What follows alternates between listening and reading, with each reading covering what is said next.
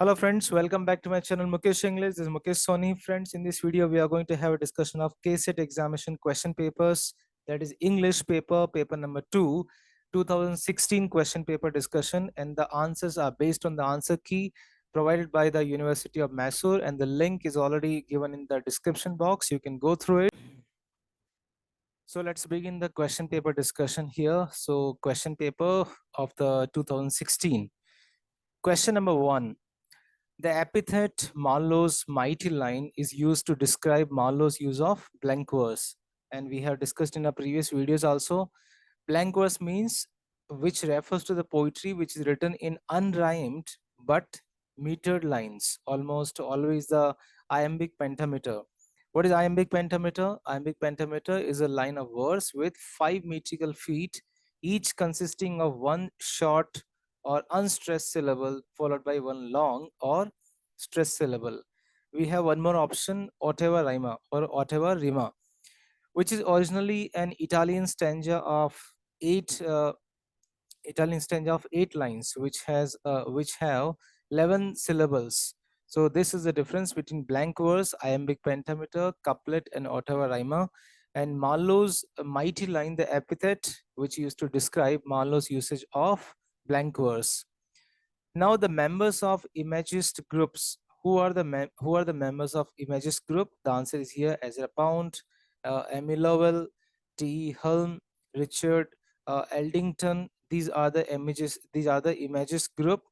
So who are Imagist group? Imagist group means to say a group of American and the English poets whose poetic program was formulated about 1912 by Ezra Pound in conjunction with the fellow poets like Hilda, Doolittle, Richard, Eldington, F.S. Flint, and all were very much inspired by the views of T.E.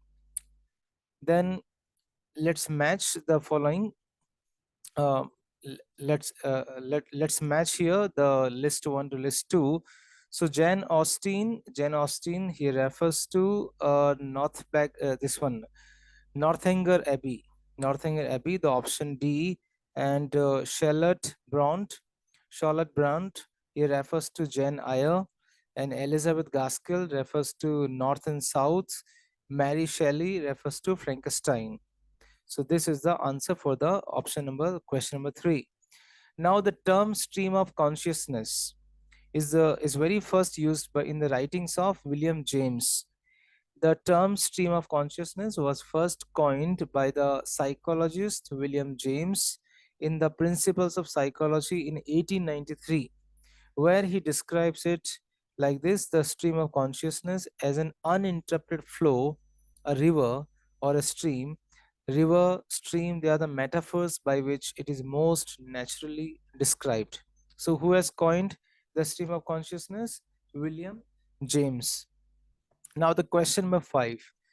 In Ode to Nightingale, which expression brings the poet back to the real world? And the answer is here: forlorn. Forlorn is the expression which brings back the poet to the real world in the poem Ode to Nightingale. Now we need to match here the question number 6. The question number 6. Okay, one more thing. All right. Yeah, question number 6 is here. We need to match here. Bloom he refers to whom? Bloom he refers to Ulysses. Then Paul Morrell refers to Sons and Lovers. Goods refers to Heart of Darkness. Scobie refers to, obviously, Heart of the Matter. Now, Leopold Bloom is the fictional protagonist and hero of James Joyce's famous novel called Ulysses in 1922. Morrell, who is Morrell? Paul Morrell. Paul Morrell is the dominant character in D.H. Lawrence's famous work, Sons and Lovers. Goods is the central fictional character in Joseph Conrad's famous novel, Heart of Darkness, which was published in 1899. Now, who is left here in this option? We have here Scobie, Major Henry Scobie, who is here refers to the heart of the matter. The Heart of the Matter, written by Graham Greene. So Major Henry Scobie is highly principled police officer who has been overlooked for the promotion to the commissionership of a war-torn West African state. So this is a quite basic information about these two main characters of these four novels. Now, question number 7. So, like this, you'll be getting some extra information about those options. Humankind cannot bear very much reality. Who says this in in the Murder in the Cathedral? Murder in the Cathedral is a verse drama by T.S. Eliot, and which was first performed in 1935. The play portrays the assassination of Archbishop Thomas Becket in the Canterbury Cathedral during the reign of Henry II in 1117. So, who says this statement? Humankind cannot bear any much reality. Becket. Becket says this statement in the famous work Murder in the Cathedral. It's a drama by T.S. Eliot. Now, the protagonist in the novel Disgrace is a professor of English. So, Disgrace is a novel by whom? By J.M. Coetzee, published in 1999. And Disgrace, this novel has won the Booker Prize. And the writer was also awarded the Nobel Prize in Literature 4 years after this publication. So, J.M. Coetzee, who has written Disgrace, the novel Disgrace, which received Booker Prize, and after 4 years of its publication, J.M. Coetzee also received Nobel Prize for Literature. Now, next one more thing here in this novel Disgrace, there's a main character, there's a protagonist, David Lurie. David Lurie is the protagonist of this Disgrace, and who is a professor of English. Midterm Break by Seamus Heaney is about the death of a younger brother. And who has written Midterm Break? Midterm Break was published in Death of a Naturalist, Heaney's most famous volume in 1966. It is dedicated to Heaney's brother who died in a car accident in 1953 when he was only 4 years old. Heaney was 14 at the particular time. Now read the following statement and choose the right option. So obviously the first statement is true. Lady Macbeth got Macbeth to kill Duncan. That's a correct statement. But the next reason is wrong. She does so because she's devoid of any human feelings. So A is the true and R is false.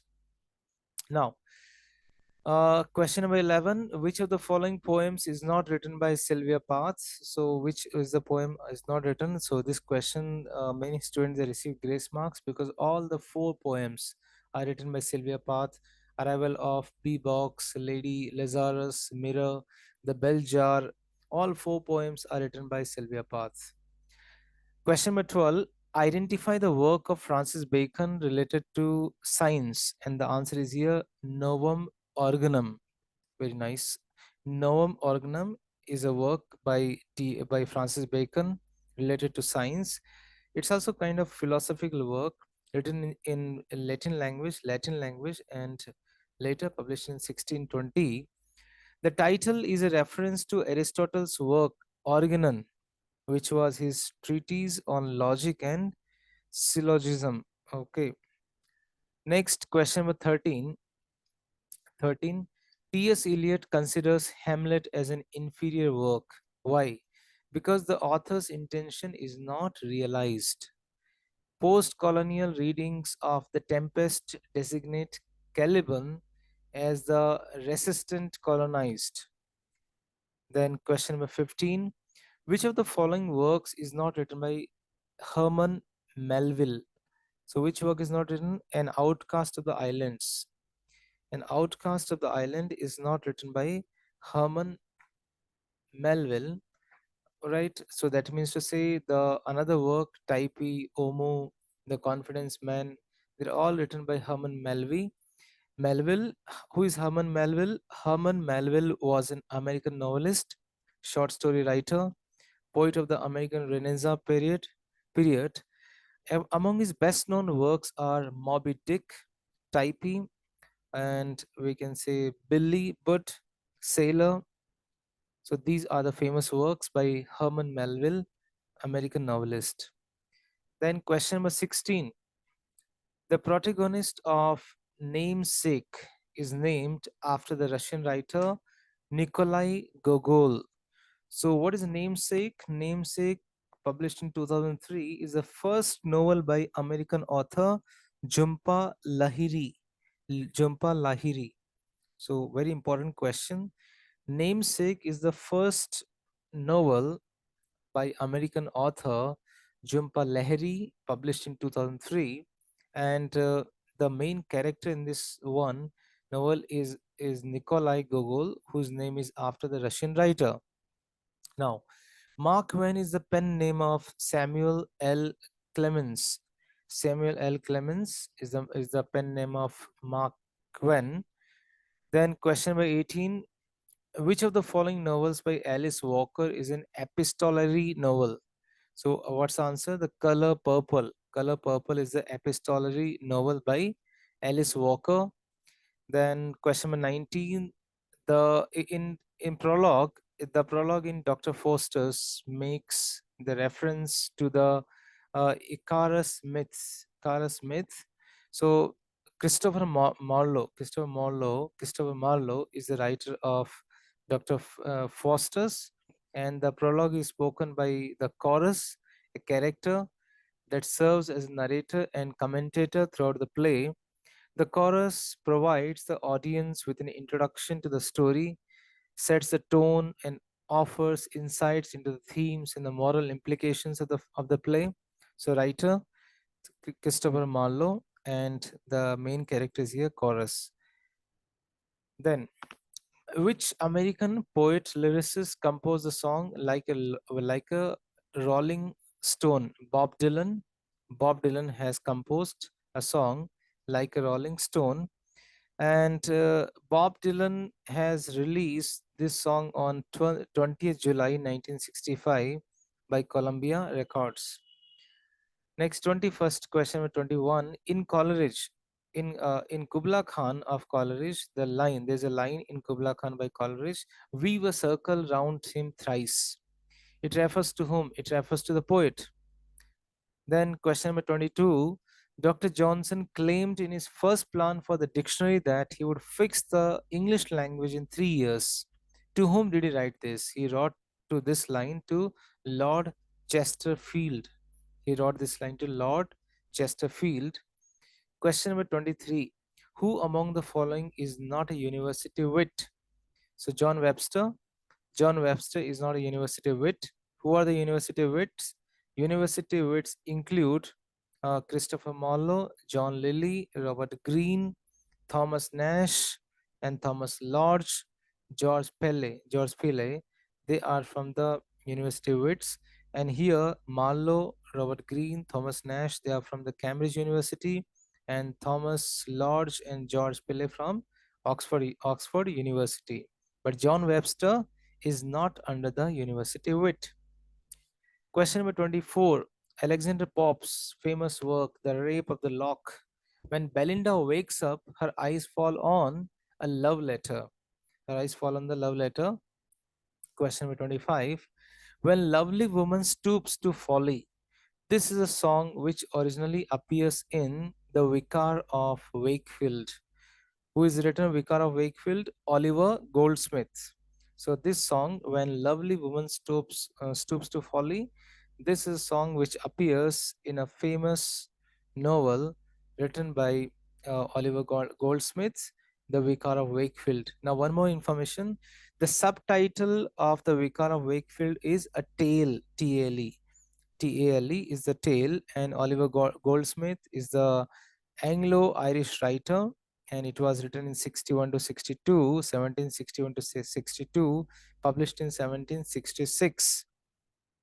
Then, question number 26. Match the following. So you need to match here. Stella. Stella belongs to Sydney, Philip Sydney, Annie Boleyn, Annie Boleyn, Thomas Yard, Fanny Brownie, John Keats, The Dark Lady, obviously William Shakespeare, everybody remembers. And Dark Lady, so Stella refers to whom? Philip Sidney, Annie Boleyn, Thomas Yard, Fanny Brawley. Fanny Brawley is here John Keats, and the Dark Lady is for, you can find here option A, Shakespeare. You can see in all the three answers we have A is common here. Only you need to find out remaining three. Now, in the title, Citizen of the World, Oliver Goldsmith adopts the mask of a Chinese philosopher. Oliver Goldsmith adopts a mask of Chinese philosopher in the title Citizen of the World. So, what is Citizen of the World? Citizen of the World is a novel by Oliver Goldsmith. Citizen of the World is a collection of letters. Citizen of the World, full name is here Citizen of the World or Letters from a Chinese Philosopher 1762. So there's another title for this work is here. What's another title? Letters from Chinese philosopher 1662, 1762, 1762. Who has written? Oliver Goldsmith. So from the perspective of the fictional Lin Chi Eltangi, a Chinese philosopher living in London. Now question number 28. Every man I will go with thee and be thy guide. So this line from the play Every Man is spoken by Knowledge. So this every man I will go with thee and be thy guide. This line is taken from the play Every Man, and every man who is written here is written by Somoning, Somonyng. It's a morality play. So this line is by spoken by Knowledge. Then he was the man who of all modern and perhaps ancient poets had the largest and most comprehensive soul. This tribute to Shakespeare was paid by whom? It was paid by John Dryden. Then question number 30, but rich he was of holy thought and work. The narrator of the prologue to the Canterbury Tales says this of about whom? About Parson, the character about Parson.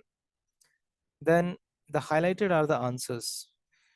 Earth felt the wound, the nature from her seat, sighing through all her works, gave signs of woe that all was lost.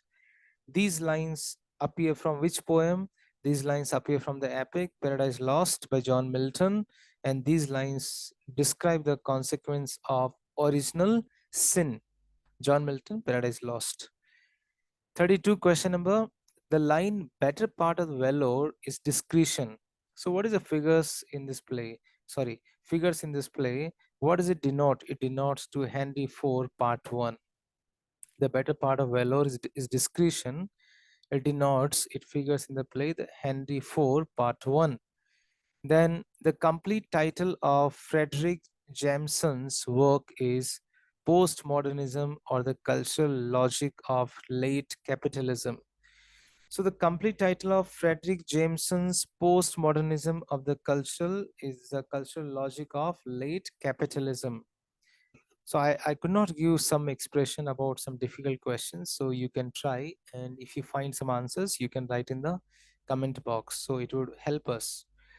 Name the critic who formulated the concept of interpretive communities. Who is the critic who has brought the concept of interpretive communities? Stanley Fish. Stanley Fish has brought this concept here. Then let's match the concept. Stephen Greenblatt. Stephen Greenblatt refers to New Historicism. New Historicism is coined by Stephen Greenblatt. J.C. Ransom. J.C. Ransom refers to New Criticism. J.C. Ransom refers to New Criticism. Stuart Hall. Stuart Hall refers to Cultural Studies. Alan Sinfield refers to Cultural Materialism. So let's repeat. Stephen Greenblatt refers to New Historicism. Then J.C. Ransom refers to uh, new criticism. Okay. Then Stuart Hall refers to cultural studies. Ellen Sinfield refers to cultural materialism. So, in very simple way, we can remember Greenblatt, historicism; Ransom, criticism; then Stuart Hall, studies, cultural studies; Sinfield, cultural materialism. So, like this, you need to match. Now, here is God's plenty. Dryden made this remark about whom? About Chaucer's Canterbury Tales. Now, next, good morrow to the play, the next my gold. Where does this line appear? This line appear in Volpone. Volpone is a comedy play by Ben Jonson, first produced in 1604 and 1606. It brings the elements of city comedy and beast fable. So Volpone is a comedy play by English playwright Ben Jonson, and the line is here: good morrow to the day, next my gold. Question number 38. It was the best of times, it was the worst of times. This opening lines from Charles Dickens' A Tale of Two Cities in the prose, it follows the exact pattern of what? Iambic meter, iambic pentameter or iambic meter. So in my previous videos, you already have seen the description of iambic pentameter. I hope you already seen it. Then let's move iambic pentameter, trochee, a- sorry, apopestic, dactylic, dactyl. Now the very interesting question is here. Darwin's influential work, The Origin of Species, was published in which year? 1859, 1859. Remember, Vandana Shiva's Staying Alive. Vandana Shiva's famous book, Staying Alive, Women, Ecology and Development. That's the full name of Vandana Shiva's book, Staying Alive, Women, Ecology and Development, written by Vandana Shiva. It speaks about the Green Revolution, patriarchy and capitalism, the idea of progress, but it does not speak about religious fundamentalism. With that, you need to remember. So it talks about how mainstream knowledge has discredited and overlooked underlying feminist interpretations of existing models of development. So it does not talk about any religion. Then are grown cosmographers and I their map. In which poem do we find this reference to the signs of the times? So we find this reference to the signs in the time in John Donne's famous poem, Hymn to God, My God, in My Sickness. So whose poem is this? John Donne's poem, Hymn to God, My God, in My Sickness. So we find it's a religious poem where the speaker is on his deathbed. The speaker believes that as the sun rises and sets, death and resurrection are linked together, and therefore one should be scared of dying. Then, question number 42. An image is an intellectual and emotional complex in one instant of time. So, who has written this statement? Ezra Pound. Ezra Pound has given this statement is here: an image is an intellectual and emotional complex in one instant of time. So, in my previous videos, you can see the more information about Ezra Pound. Then who loved not at first sight, who loved not at first sight. Very nice, we always say love at first sight. So what kind of example is this? Obviously it's a rhetorical question. Then question number 44.